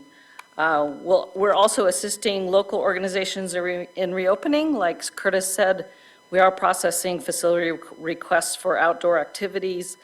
Tri-Valley Little League is accepting registration, and they were very happy to say that they've enrolled 260 participants, which is way more than they expected. So they're very pleased about everyone wanting to get out and play. Their practices started last night, but they are still taking enrollment as well. So their website is active and updated. We also have been contacted by soccer and Lobos football, who also plan to begin operations in the coming months. And the town has also, of course, been hosting facility use, including vaccination clinics, food distributions, and those types of activities. And we'll be coming to the town council soon with a little introduction of our summer programs. And also in early June, the Youth Commission will be presenting their term report. So that's all I have. Thank you. Thank you, Sue. Shane, do you have anything? Just a couple items this evening, Mayor and Council. Community Development Public Works reopened to the public by appointment only beginning this week. And it's been rather interesting, and interesting to see how things have changed and people have adjusted to change. So since closing right at the first of the year, we've had boxes, containers outside, people drop off plans, application, forms of payment. They leave, they go do other things, come back the next day, pick up their permits, those types of things. So this week, we reopened, and people would stop in and they'd start putting their things in the baskets outside. We'd say, well, you can come on in, there's no one here right now, no scheduled appointments, and they say, no, we're good. We got used to this process. We drop off, we go to our trucks, we eat lunch, we make phone calls, we reply to emails, we go do other things. We know you're going to have it for us in X amount of time. We'll come back, we'll pick up our permit, we'll pick up our credit card then. We don't want to come inside. So it's been very, very interesting this week how COVID has changed the way some people do business. So anyway, just thought that was an interesting tidbit. Speaking of Caltrans and Highway 62, the council will recall that there was some damage to the town-constructed median islands on Highway 62. We went out, took some temporary actions to stop that damage from progressing and getting worse. We've had negotiations and conversations with Caltrans. They're going to have a contractor, their contractor, do that work for us. So we'll be coming back to the council with probably a budget amendment and contract information on what those costs are going to be. We'll be writing a check to Caltrans. Caltrans will be including in that work with Mattich. There's approximately $1 million allocated out of the Measure Y, or proposed to be allocated out of Measure Y this year to road maintenance infrastructure. Council will recall there wasn't a whole lot of road maintenance planned over the next couple years in anticipation of Phase 2 of the sewer project moving forward. Based upon the conversations that we've had between town staff and the water district, looks like that construction start date of the sewer project isn't on timelines of 2 to 3 years, closer to 4 years, based upon those conversations. So staff is putting together a road maintenance program to bring back to the council sometime this calendar year for work that would start in the winter, then next spring and next summer. Again, that wasn't originally anticipated, but we see quite an effort underway next year with road maintenance programs based upon the timing of Phase 2 of the sewer project as we know it today. Concludes my comments. Thank you, Mayor. Just a couple of closing comments. I think as you saw your capital projects update today, we have quite a few things going on right now, a number of projects. So thanks to the entire team and the staff for doing a great job on getting these things moved through. And as a reminder to make sure that we listen to our staff, that last slide that you had in the budget presentation, I specifically asked to put it in. I probably shouldn't have. So I was like, Jordan, why don't you put that in? She's like, So anyways, all good. Things are moving forward in the right direction. All right, thank you for clarifying who put that slide in there. All right. Thank you for the staff reports and comments. We'll go ahead and go to mayor and council member reports and comments. Councilmember Dennison. Well, thank you everyone for coming today, and I'm kind of happy that we're getting back to some normality, it seems like, a little bit in our community and the surrounding areas, and people getting out, getting more active. Seems to be a lot of pent-up excitement to go out and do things, and I'm starting to see that, and you'll see it in our town, getting to be a lot of traffic, stores are congested, so once again, enjoy it while you can. Hopefully we continue our progress in healing as a world, actually. Thanks to Caltrans for updating us. I've been curious about this project for many years. It hasn't kicked off in a timely manner in the past, but it is started now, and I know equipment's in the area. Just as we get to the season where we're busy with traffic, Caltrans is going to go ahead and take care of that for us. So it might get a little congested out there. Be careful. Thank you, Chief Tuttle, for coming out and give us a little update on your crews out there and what they're doing for our community. I appreciate it. Morongo Basin Arch had a lot of good information. I think I, after that, have more questions than answers out of it, but it was appreciated. And thank you, Jordan, and with staff for the budget. I always like your conservative approach. The slide was really kind of icing on top of the cake, but I see that it's better to be like that, a little bit more conservative, and get that out in front of us. So thank you for your work. Appreciate it. That's all. All right, very good. Councilmember Drodes. All right, I don't have much. I just want to say thank you to everyone for all the great reports and the presentations. They were great. And I do want to mention that this Saturday at 2 p.m. at Joshua Springs is the memorial service for Ben Costello. It's open to the public. So if anybody wants to attend, it's a Saturday at 2 p.m. And that's about it. Everybody have a great 2 weeks. Thank you. Councilmember Lombardo. We should never let Councilmember Dennison Oh, start. We should never let Councilman Dennison start the reports because he's always so thorough. He hits all the targets. So thanks again to all those presenters for the different presentations today. They were on time, targeted, and well understood. They were done well. And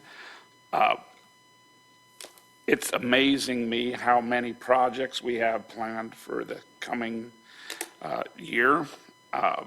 You've got your work cut out for you on engineering and getting those things all set up. Our town is really moving forward rapidly. We've done a good job of budgeting. Thank you. And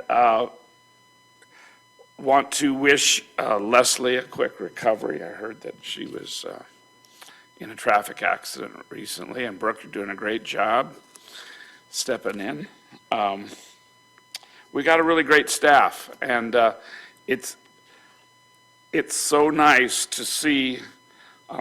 Rose wrote a little thank you for money that was given to part-time employees as part of a COVID kind of relief and an appreciation of the extra work that had to get done, and some hours got cut, I guess, in some ways. And so she wrote a handwritten note. I mean, that's old school, but very well appreciated. And Rose, I'm not going to try to butcher your last name. So can you pronounce your last name for me? That's Rose Feeney. Feeney. Okay. Rose, thank you very much. That was very thoughtful. Thank you note. Just a great staff all around.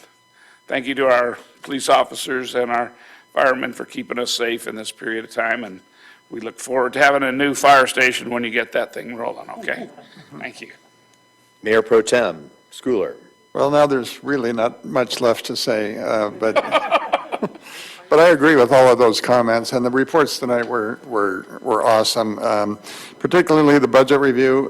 This is such a painless process, and it's nice to have confidence that you guys know what you're doing, and well presented. And, you know, a year ago, when everything started shutting down, and I was among those who thought the sky was falling, for us to be in good financial shape now, I would have never predicted that. But thank you for all the work on monitoring that and keeping us solvent.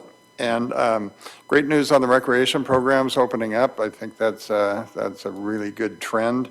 And finally, I had occasion on Sunday to talk to some people who were concluding a week-long visit to the area here. They were from Northern California, and without prompting, they said, "You have an awesome museum. You just have a really exceptional museum."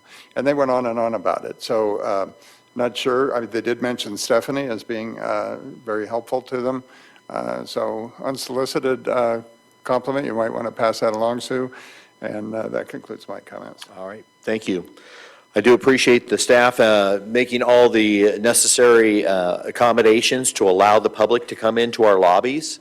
I appreciate that very much. I think that's really important for our public to be able to come to public agencies and be able to do business. So, and giving them an option too, not to come inside. So that's really great. So I also want to thank staff, how quickly they respond to graffiti on town property and signage and so forth. I have a question. Does town staff, as they're out and about, do they report to you any graffiti that's not on town property that they might see? So any graffiti that gets reported, gets documented, photographs taken, there's coordination with the appropriate personnel at the sheriff's office in terms of potential gang activities or recognizable activities. So it's very, very common. So staff can, I mean, a staff member that's working a park can see graffiti on their way and they could let you know? Absolutely. All right, wonderful. And also, it's great to see that we're going to have recreation programs coming out. I see the excitement with our students at the high school, where they actually get to come out and cheer practice, they get to do the track runs, they get to do all the different tennis activities. By the way, Yucca Valley boys tennis is undefeated and moving in that direction. So it's great to see our recreation programs returning, and it's also nice not to have to travel out of state to compete in a running event. So I'm planning on being at the Grub Stakes and running, so if you want to run and beat up the mayor on the track, on the course, you can sign up and do so. With that, there's nothing else tonight. We'll move on to our upcoming meeting schedule, which is our next regular meeting for the town council will be held on Tuesday, May 4th. Oh, before we leave, we had a promotion here recently. Would you tell us a little bit about that before I close? Sure, I'd be happy to do that, Mayor. We had started the process about a year and a half ago to build up bench strength, and one of those areas that we needed to do that was with our town clerk and deputy town clerk functions. And so we were looking for internal staff that was interested in going down that path. And so after reviewing that with the management team, it was identified that Brooke Verhonik was interested in doing that and adding that to her already full plate over at community development. And so I think partially, probably a few things, probably COVID happened in the fall of last year that never really moved forward anywhere. And then with Leslie's absence, that was highlighted again of our need to ensure that we had a deputy town clerk. And so we moved that process forward, and effective this month, I think, this month, Brooke became our deputy town clerk